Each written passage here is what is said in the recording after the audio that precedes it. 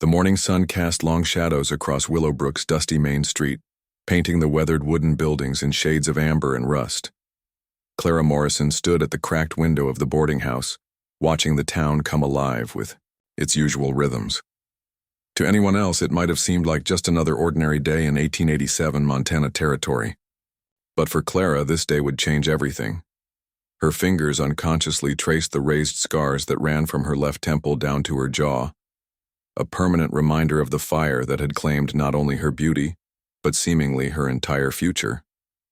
3 years had passed since that terrible night when lightning struck their family barn, and still, Clara could smell the smoke in her nightmares. "Clara, get away from that window and help me pack these things." Margaret Morrison's voice cut through the morning air like a blade. Her mother had grown increasingly bitter since the accident, as if Clara's scars were a personal affront to the families standing in their small community. "Yes, Mama." Clara turned from the window, her long brown hair deliberately arranged to cover the left side of her face, a habit she had developed to spare others the discomfort of looking at her. She moved to the small trunk where her few belongings lay scattered. The boarding house room was cramped and smelled of old wood and resignation. They had been living here for 6 months, ever since her father lost the farm to debt and drink. Thomas Morrison had never been the same after the fire. "Mrs. Henderson will be here within the hour," Margaret said, not looking at her daughter. "Remember what I told you. Keep your head down, don't speak unless spoken to, and for heaven's sake, keep your hair covering your face." Clara's stomach twisted. Mrs. Henderson was what polite society called a marriage broker, though everyone knew what she really was.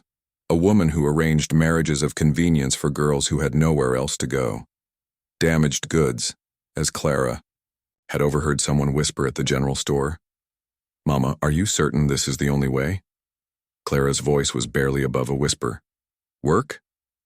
Margaret laughed, but there was no humor in it. "Clara, look at yourself. What man would hire you when he could have a pretty girl instead?" The words hit Clara like physical blows. She walked to the small mirror and forced herself to look, really look, at her reflection. The scars were indeed prominent, twisting the left side of her face into an irregular pattern of raised flesh. But in that moment, Clara saw something else too. Eyes that still held intelligence and kindness. A sharp knock interrupted her thoughts. Mrs. Henderson entered, a thin woman, with steel-gray eyes that seemed to catalog every detail for its potential monetary value. "Good morning, Mrs. Morrison, Miss Morrison." Mrs. Henderson's gaze settled on Clara for perhaps 2 seconds before moving away. "I trust you're ready for today's proceedings." The meeting hall sat on the edge of town. Inside, 3 men waited, uncomfortably in their best clothes. The widower was easy to identify. Exhaustion lined his face. The prospector sat with eager tension. The farmer appeared steadiest, but Clara could see him glancing toward the door with barely concealed reluctance. "Gentlemen," Mrs. Henderson announced, "may I present Miss Clara Morrison?" Clara stepped forward, her heart pounding, eyes downcast, as instructed, and waited for the inevitable reactions. The silence stretched for an eternity. Then the prospector cleared his throat. "Mrs. Henderson, I think there's been some misunderstanding." The widower stood up slowly. "Ma'am, I have 5 children who've already lost one mother. I can't have them frightened by—" The farmer shook his head. "I'm sorry, Miss Morrison. I truly am. But I need a wife who can represent our family in the community." Clara felt the familiar burn of humiliation rise in her chest when a voice from the back of the hall spoke up. "Excuse me, but what exactly is happening here?" Everyone turned to see a man standing in the doorway. He was tall and broad-shouldered, wearing practical clothes. His dark hair was neatly combed, and his face bore the weathered look of someone who worked outdoors. But it was his eyes that caught Clara's attention, the slight unfocused quality of his gaze that suggested he was seeing the world differently. "Mr. Dalton, this is a private gathering," Mrs. Henderson said nervously. "I heard voices and came to investigate." Sounded like someone was being mistreated. His voice carried authority. "Would someone care to explain?" The widower shifted uncomfortably. "It's a marriage arrangement.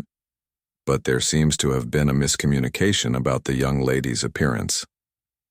James Dalton stepped further into the room. Clara recognized him now, a successful rancher whose sight had been damaged by disease, leaving him able to distinguish light and dark, but little else. Her appearance? James moved closer. Would someone describe this young lady for me? Ma'am? James's voice cut through Mrs. Henderson's protests. If there's a woman being insulted in a public building in my town, it concerns me. Now, would someone please describe her? Finally, the farmer spoke reluctantly. She has scars, sir, from a fire, covers most of the left side of her face, makes her unsuitable for marriage. Unsuitable. James repeated the word slowly. And this makes her unworthy of basic human decency?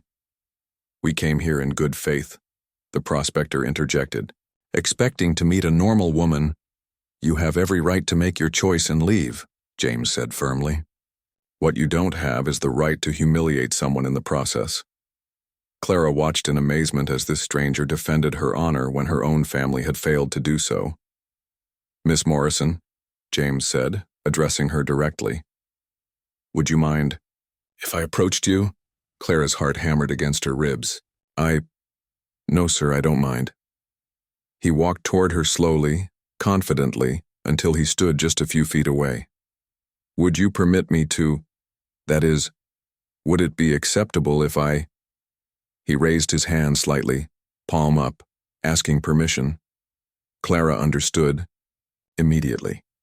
In his world of darkness, touch was sight. Yes, she whispered. James stepped closer and raised his hands to her face with infinite gentleness. His fingers traced the outline of her features and then, without hesitation or revulsion, they followed the path of her scars. Clara held perfectly still as this stranger's hands created a map of her face that had nothing to do with conventional beauty. After what felt like both an eternity and an instant, James lowered his hands and stepped back. When he spoke, his voice carried a certainty that silenced everyone in the room. She's the most beautiful woman I've ever seen. The words hung in the air like a thunderclap. Clara felt her knees weaken, certain she had misheard. No one had called her beautiful since before the fire. Yet here stood James Dalton, declaring to a room full of people that she was the most beautiful woman he had ever encountered. Mr. Dalton, Mrs. Henderson sputtered, surely you don't mean to— I mean exactly what I said. James turned toward Clara. Miss Morrison, would you do me the honor of allowing me to call on you? The three original suitors quickly departed with obvious relief. Mrs. Henderson gathered her papers with sharp, irritated movements. Margaret Morrison looked between her daughter and James with calculating uncertainty. Mr. Dalton, perhaps we should discuss the practical arrangements, Margaret began. Mrs. Morrison, James interrupted gently. I'm asking your daughter's permission to court her properly, if she's willing. Clara found her voice. You want to court me? I do, James smiled, transforming his entire face. Unless you find the prospect objectionable. No, I don't object. She struggled with the surreal situation. But shouldn't you know more about me first? What would you like me to know? The question caught her off guard. No one had ever asked what she wanted them to know about who. She was beyond her appearance. Perhaps we could speak privately, Clara suggested. Outside, they walked to a bench in front of the general store. People were already beginning to stare. The blind rancher and the scarred girl would certainly give the town something to discuss. You said you wanted me to know more about you, James prompted gently. Clara took a deep breath. I wasn't always like this.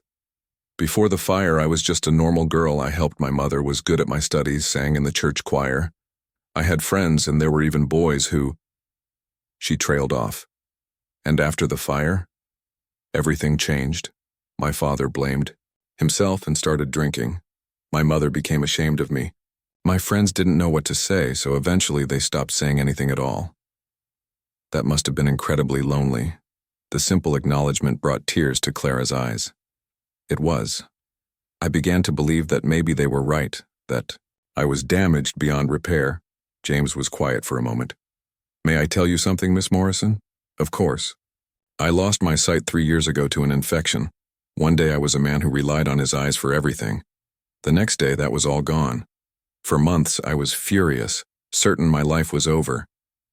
But it didn't end, Clara observed. No. And do. You know why? Because I learned to see in ways I never had before. I learned to hear the health of a cow in its breathing, to judge a man's character by his speech rather than his appearance. Understanding began to dawn. And when you touched my face, I saw strength, James said simply. I felt the evidence of someone who had survived something terrible and emerged with her spirit intact. I sensed kindness in your voice, intelligence in your questions, courage in your willingness to let me truly see you. He paused. Your scars tell me you've been tested by fire and you're still here. That's not damage, Miss Morrison. That's resilience.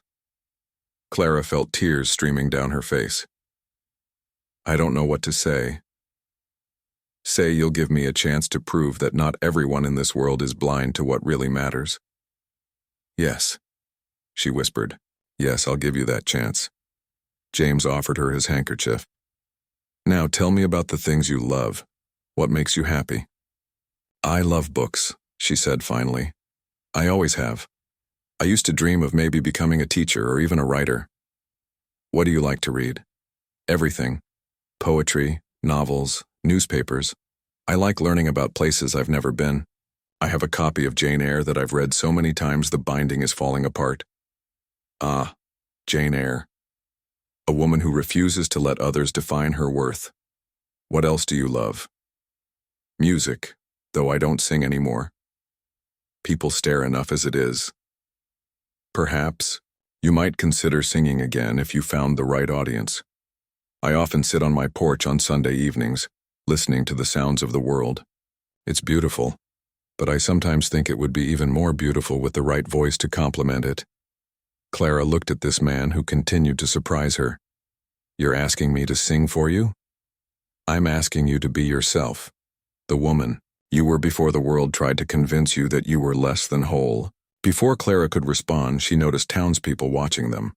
Mrs. Patterson stood in her doorway whispering to Mrs. Coleman. Near the bank, 2 men pointed in their direction with obvious disapproval. People are staring, Clara said. Are they? James stood up suddenly and turned toward the onlookers. His voice carried clearly down the street. Ladies and gentlemen, I'd like you to meet Miss Clara Morrison, who has just agreed to let me court her. I consider myself the luckiest man in Montana Territory. The watchers dispersed quickly, some embarrassed, others shaking their heads with disapproval. Why did you do that? Clara asked. Because hiding makes people think you have something to be ashamed of. And Miss Morrison, you have absolutely nothing to be ashamed of. As the sun began to set over the mountains, Clara found herself looking at her life from an entirely new perspective. This morning, she had been damaged goods being offered to desperate bidders. Now she was sitting beside a man who spoke of her strength and resilience, who had called her beautiful in front of witnesses. Mr. Dalton, she said as they prepared to part, when you said I was the most beautiful woman you'd ever seen, did you mean it? James considered seriously before answering. Miss Morrison, Clara, I've learned that beauty has very little to do with what we see with our eyes. It has to do with courage, kindness, intelligence, strength of character. In the few minutes I spent truly seeing you today, I witnessed more beauty than I've encountered in years. Even with my scars, especially with your scars, they're proof that you've lived, that you've survived, that you've been tested and emerged intact. Anyone can be pretty when life is easy, Clara. It takes real beauty, the kind that comes from the soul, to remain lovely after life has tried its hardest to break you. As Clara walked back to the boarding house that evening, her mind was spinning, with possibilities she hadn't dared consider in 3 years. For the first time since the fire, she found herself looking forward to tomorrow. 2 weeks had passed since the meeting hall encounter, and Clara found herself living in a world she barely recognized. James had proven to be a man of his word. calling on her every other day with respectful persistence that gradually restored her faith in her own worth. This particular afternoon found them walking along Miller's Creek, a winding stream that ran through the valley east of town. The privacy allowed them to talk freely without constant scrutiny. "The aspen trees are just starting to turn," Clara observed, watching leaves flutter gold and orange in the October breeze. "The whole hillside looks like it's been touched with fire." She stopped abruptly, realizing what she had said. "A beautiful fire," James said calmly. "The kind that brings change and renewal rather than destruction. I can hear the leaves rustling. It sounds like gentle applause." Clara looked at him with wonder. "How do you make everything sound like poetry?" "I suppose when you can't see the surface of things, you develop a different relationship with words. They become more important, more precise." They settled on a fallen log beside the creek. "James, may I ask you something personal?" "You may ask me anything." "Before your illness, were you ever close to marriage?" James was quiet for a long moment. "There was someone. Her name was Elizabeth. We had an understanding, though no formal engagement." "What happened?" "When I lost my sight, she found it difficult to adjust. She tried, for a few months, but I could hear it in her voice, feel it in the way she held herself when I was near. She was frightened by my blindness." Clara felt anger toward this unknown woman. "She left you?" "She did, and at the time I thought it was the worst thing that could happen. Now I realize it was the best. Elizabeth could only love the man I appeared to be, not who I actually was." He picked up a smooth stone. "Clara, may I tell you what I see when I think of you?" Clara's heart began beating faster. "Yes, I see a woman who reads to her mother every evening, though her mother never thanks her. I see someone who still leaves food for stray cats despite having barely enough herself. I see a person who asks thoughtful questions and listens with genuine interest." James turned toward her. "I see someone who has every reason to be bitter but chooses kindness instead." Tears sprang to Clara's eyes. "You make me sound much better than I am. I make you sound exactly as you are. The tragedy is that you've been surrounded by people who couldn't see it. Sometimes I feel like I'm dreaming." Clara whispered. "It's real. But I understand the fear. When you've been hurt deeply, it becomes difficult to trust good fortune." They sat in comfortable silence, listening to the creek flow past. Clara found herself studying James's profile, noting the strength in his features. "Clara," James said, suddenly, "would you be willing to come to dinner at my ranch this Sunday? I'd like you to see where I live, meet some of the people who work with me." "Are you certain that's appropriate? People will talk." "Let them talk. Besides, it won't just be us. My foreman, Tom Bradley, and his wife, Sarah, live nearby. Sarah does most of my cooking, and Tom handles day-to-day ranch management. They've been asking to meet you. What if they don't approve of me?" "Clara, look at me." James's voice was gentle but firm. "You cannot control their opinions, but you can control whether you let those opinions define your worth, and I'll be right there beside you." "All right," she said finally. "I'll come to dinner." "Good. And Clara, would you consider bringing your voice with you?" "My voice?" "Sarah plays piano beautifully, and I thought perhaps you might be willing to share a song or two." Clara's immediate instinct was to refuse. She hadn't sung in front of anyone since the fire, but looking at James's hopeful expression, she found herself nodding. "I'll try," she whispered. Sunday arrived with crisp, clear weather. Clara looked around at the 3 expectant faces and felt panic rising. I'm not sure I remember any songs well enough." "How about Beautiful Dreamer?" James suggested gently. Clara's hands were trembling as Sarah moved to the piano. She hadn't sung in front of an audience in 3 years. "I don't know if I can," she whispered. James stood and moved to her side. "Clara, look at me. You have a gift, a beautiful God-given gift that brings joy to others. Don't let fear rob the world of that beauty." Clara took a shaky breath. Sarah began the gentle introduction, and Clara closed her eyes, trying to remember the girl she had been before the fire. When she opened her mouth, her voice was tentative at first. But as the familiar melody flowed through her, something remarkable happened. Her voice grew stronger, clearer, more confident. The fear receded, replaced by pure joy of making music. Beautiful dreamer, wake unto me, starlight and dewdrops are waiting for thee. When the song ended, the room was silent. Tom was wiping tears from his cheeks and Sarah was pressing a handkerchief to her eyes. My dear girl, Sarah whispered, that was absolutely beautiful. Sing another, Tom requested, gruffly. For the next hour, Clara sang while Sarah accompanied her, feeling her confidence grow with each note. These people weren't looking at her with pity, they were listening with pure appreciation. You have an extraordinary gift, Sarah said when Clara finally paused. Have you ever considered performing professionally? Clara laughed. Oh no, I couldn't. People would stare. People stare at beautiful things, James interrupted quietly. At sunsets and flowers and anything that brings beauty into their lives. Not all attention is negative, Clara. As the evening wound down, Clara found herself reluctant to leave. For the first time in 3 years, she had spent an entire day feeling completely accepted. Thank you, she told James as they stood on the porch under the moonlit valley. This has been the most wonderful day I've had in years. It's been wonderful. For me too, James replied. Clara, I want to ask you something and I want you to think carefully before you answer. Clara's heart began beating faster. What is it? James took her hands in his expression serious and tender. I know we haven't been courting long, but I know my own heart.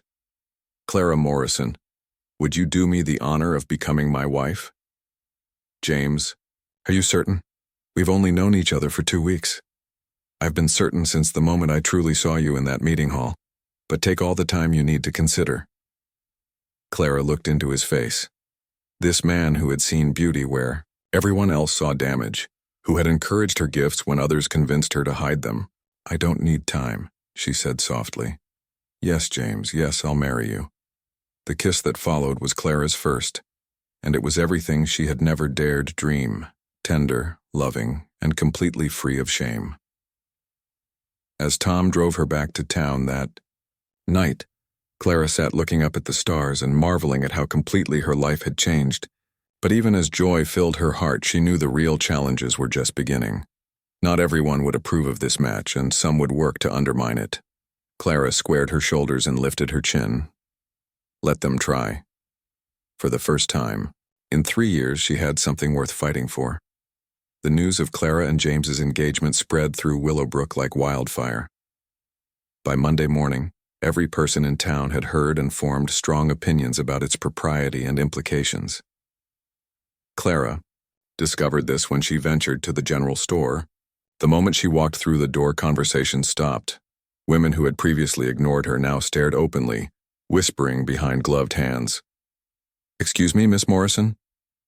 Mrs. Henley, the banker's wife, approached with a smile that didn't reach her eyes. I wanted to offer my congratulations on your recent engagement. Thank you, Mrs. Henley. It's quite remarkable, really. Mr. Dalton is such a catch for any woman.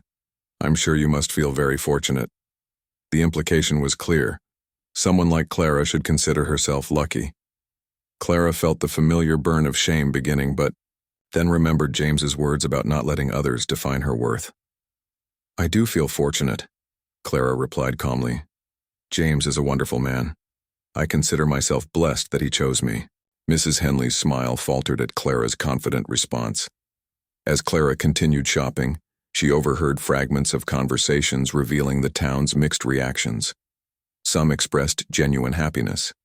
Others whispered concerns about James being taken advantage of by someone clearly desperate. The most hurtful comments came from younger women near the fabric display, girls she had once considered friends. It's really quite sad, one was saying. Poor Mr. Dalton has no idea what he's getting into. If he could see her properly, someone should tell him, another added. It's not fair to let him make such a mistake. Clara felt her cheeks burning as they discussed her as if she weren't standing nearby. She was preparing to leave when a familiar voice cut through their chatter. Ladies, I couldn't help overhearing. Dr. Matthews stepped into their circle with authority. I feel compelled to point out that James Dalton is neither stupid nor helpless. He's managed his ranch expertly for years. I think we can trust him to make his own decisions about marriage. The young women looked appropriately chastened. Dr. Matthews approached Clara as she prepared to leave. "Miss Morrison, might I have a word privately?" Outside, the doctor turned to face her seriously. "Clara, what I said in there, I meant every word. James is perfectly capable of making his own choices, however. I want to make sure you're prepared for what lies ahead. Not everyone will be supportive. Some will try to undermine your happiness." "I'm beginning to understand that," Clara replied quietly. "The question is, are you strong enough to weather it?" Clara considered carefully. 2 weeks ago, she would have crumbled under such scrutiny, but something had changed. "Doctor, 3 years ago, I nearly died in a fire. I survived that. I survived losing my looks, my social standing, my friends. I survived being treated as damaged goods." Clara's voice grew stronger. "If I can survive all that, I think I can survive a few small-minded gossips." Dr. Matthews smiled genuinely. "Good. That's exactly what I hoped you'd say. James deserves a wife with backbone, and it sounds like he's found one." That evening, James arrived for dinner, and Clara could see he too had spent the day dealing with unsolicited opinions. "Let me guess," Clara said. "You've been receiving congratulations mixed with warnings about marrying beneath your station?" James laughed. "Something like that.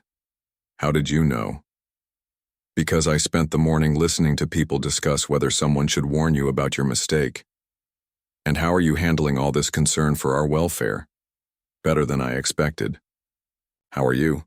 "With a great deal of amusement, mostly. Tom said that people who think blindness makes a man stupid probably aren't worth worrying about." They were laughing when Margaret Morrison entered, her face tight with anxiety.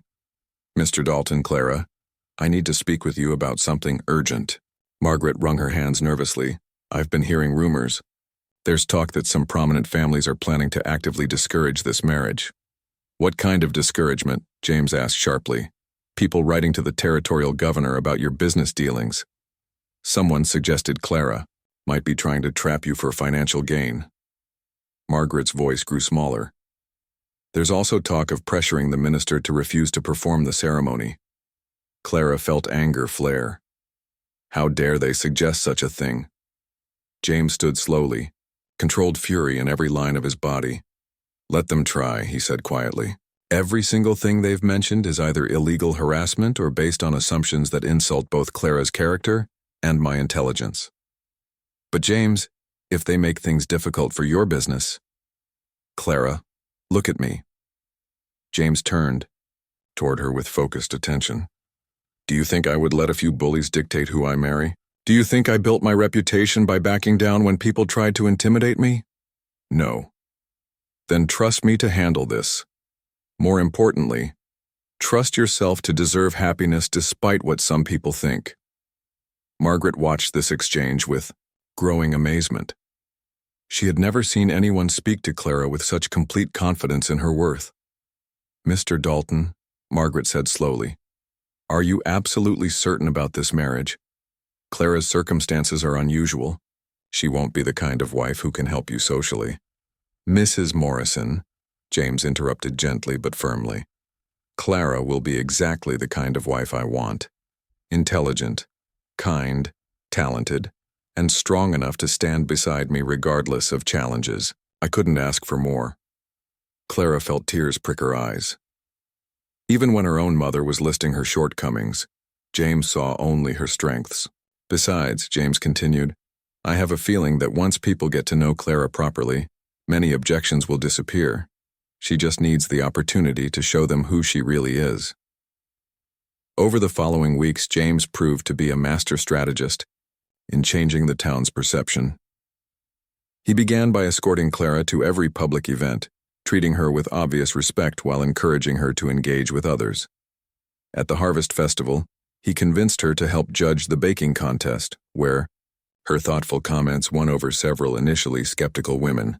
When the church choir director fell ill, James suggested Clara temporarily fill the position. Her beautiful voice and patient teaching style quickly endeared her to choir members, including people who had previously been among her harshest critics. Most significantly, James arranged for Clara to begin teaching reading to children of ranch hands and other workers who couldn't afford formal education.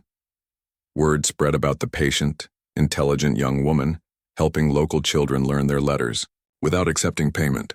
"You know," Sarah Bradley told Clara one afternoon, "I don't think I've heard a single negative comment about you in over a week."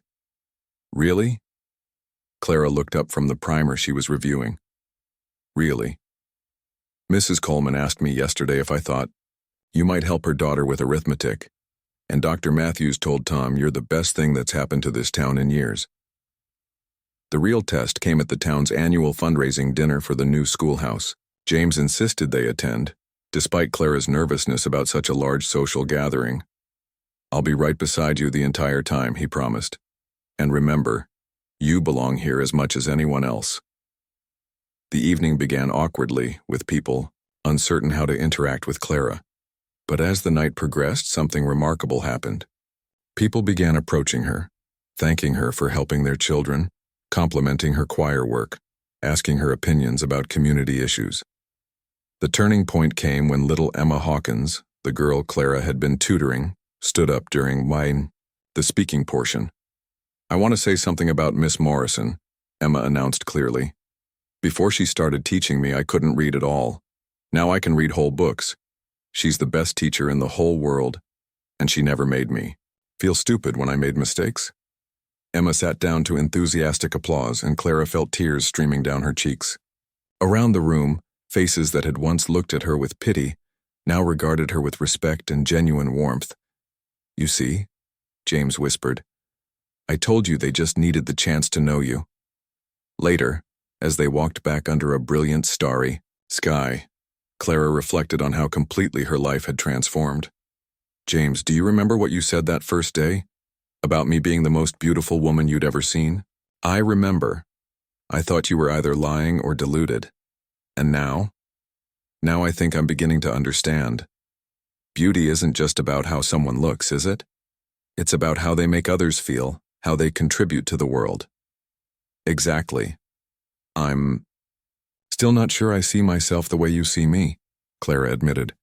"But I'm starting to see the woman I could become." "Clara, you already are that woman. You always were. You just needed someone to help you remember."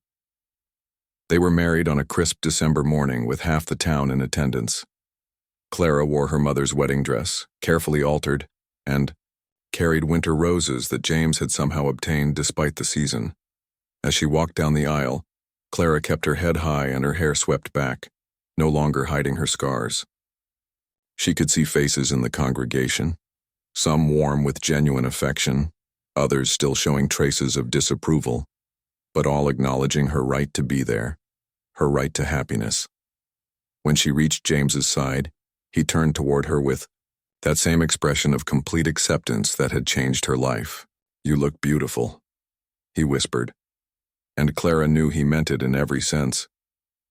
As they spoke their vows, Clara realized James had given her something far more precious than marriage or security. He had given her back herself, not the woman she had been before the fire, but the woman she was meant to become after it. Stronger, deeper, more compassionate, more resilient. "I now pronounce you husband and wife," the minister announced, and James kissed Clara with all the love and certainty that had brought them to this moment. As they walked back down the aisle together, Clara caught sight of her reflection in one of the hall's windows. For the first time in 3 years, she looked at her scarred face and smiled. She was no longer damaged goods hiding from judgment. She was James Dalton's wife, Willowbrook's newest teacher, and most importantly, a woman who had learned to see herself through the eyes of love rather than fear. The scars would always be there, marking where her old life had ended and her new one begun. But now she understood what James had seen that first day, not damage but proof of survival. Not ugliness but evidence of strength. Not reasons for shame, but badges of courage worn by a woman who had faced fire and emerged beautifully, triumphantly, whole 5 years later. The sound of children's laughter filled the ranch house as Clara Dalton put finishing touches on her lesson plans. What had started as informal tutoring had grown into a proper school, with Clara teaching 15 students in a converted barn that James had designed for the purpose. Mrs. Dalton? Emma Hawkins, now 11, appeared in the doorway. My mama wanted me to give you this. She held out preserves with a thank you note attached. Such notes had become commonplace. Clara's reputation as both teacher and community leader had grown far beyond Willowbrook's boundaries. Tell your mother thank you, Emma, and remember to practice your speech for next week's competition. Yes, ma'am. Mrs. Dalton, can I ask you something? Of course. Emma shifted nervously. My little sister Sally asked me why you have those marks on your face. I told her it was from a fire, but she wanted to know if they hurt. Clara knelt down to Emma's level. This was a question she had learned to answer with honesty and grace. They did hurt when I first got them, Clara said gently, but they don't hurt anymore now. They just remind me of something important. What's that? They remind me that sometimes the most beautiful things in life come after the most difficult times. If I hadn't been in that fire, I might never have learned how strong I really am. And I definitely wouldn't have met Mr. Dalton the way I did. Emma considered this seriously. So they're like good luck marks? Clara laughed. That's one way to think about it. They're part of my story, and I wouldn't change my story for anything. After Emma left, Clara walked out onto the porch where James was listening to the evening sounds of the ranch. This had become their daily ritual, sharing the day's events while watching the sun set over the mountains. Good day at school? James asked, making room for her on the porch swing he had built after their marriage. Very good. Emma asked about my scars again. I think she's trying to understand why some people look different. And what did you tell her? The truth. That sometimes our differences are what make us most beautiful. James smiled and took her hand. Speaking of beautiful, Sarah tells me that the Territorial Education Committee wants to visit our school next month. They're considering recommending it as a model for other rural communities. Clara felt a thrill of pride. Really? That's wonderful. It is. And thoroughly deserved. You've built something remarkable here, Clara. As they sat in comfortable silence, Clara reflected on the journey that had brought them to this moment. The woman who had stood in that meeting hall 5 years ago, certain she was damaged goods, had become a respected teacher, community leader, and most importantly, a woman who knew her own worth. James, she said softly, do you ever wonder how different our lives would be if you hadn't been in that hall that day? Sometimes. But then I remember that love has a way of finding the people who need it most. If it hadn't happened that day, it would have happened somehow, somewhere else. How can you be so certain? James turned toward her with that same expression of absolute certainty that had changed her life 5 years ago. Because some people are meant to find each other, Clara. And when they do, all the scars and fears and obstacles in the world can't keep them apart. As if to prove his point, the sound of hoofbeats announced visitors.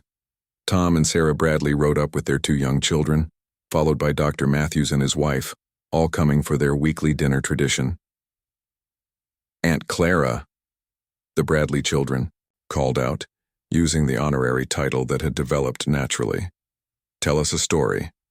As the evening unfolded with good food, warm conversation, and easy camaraderie of people who had become family, Clara found herself looking around the table at faces of those who loved her, not despite her scars, but including them as part of the woman they cherished.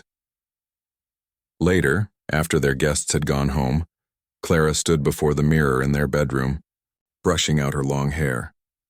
James came up behind her, his hands resting gently on her shoulders. What are you thinking about? He asked, seeing her thoughtful expression in the mirror. I was thinking about beauty, Clara replied. How wrong I was about what it means. What does it mean? Clara met his eyes in the mirror's reflection. It means being seen and loved for exactly who you are. It means using your gifts to make the world a little better, It means having the courage to let people see your scars and trust that the right ones will love you not just anyway, but because of them. And it means finding someone who sees you so clearly that they help you see yourself the way you were meant to be seen. James kissed the top of her head gently. You are the most beautiful woman I have ever seen, Clara Dalton. Today, tomorrow, and every day for the rest of our lives. As they prepared for sleep, Clara thought about the children she would teach. Tomorrow, the community that had learned to value her contributions and the husband who had never wavered in his belief in her worth. She thought about the young woman who had stood trembling in a meeting hall, certain her life was over, and marveled at the journey that had brought her to this place of peace and purpose. Outside their window, the Montana wind sang through the trees, and somewhere in the distance an owl called to its mate. Clara fell asleep to these familiar sounds, secure in the knowledge that she was exactly where she belonged, not despite her scars, but because of the strength and beauty they represented. In the end, Clara had learned the most important lesson of all. True beauty isn't about being perfect. It's about being real, being brave, and being loved for the totality of who you are. And sometimes, if you're very fortunate, you find someone whose vision is clear enough to see that the things the world calls flaws are actually the very things that make you most perfectly, beautifully yourself. The story of Clara and James Dalton became one told for generations in Willowbrook, not as a tale of pity or charity, but as a reminder that love, when it's true, doesn't just accept our imperfections. It transforms them into the very reasons we are cherished, making us beautiful not in spite of our scars, but because of the courage and strength they represent. And in a small town in Montana Territory, where the mountains touched the sky and love was measured not by appearances but by the depth of two hearts that had recognized their match, that was the most beautiful truth of all.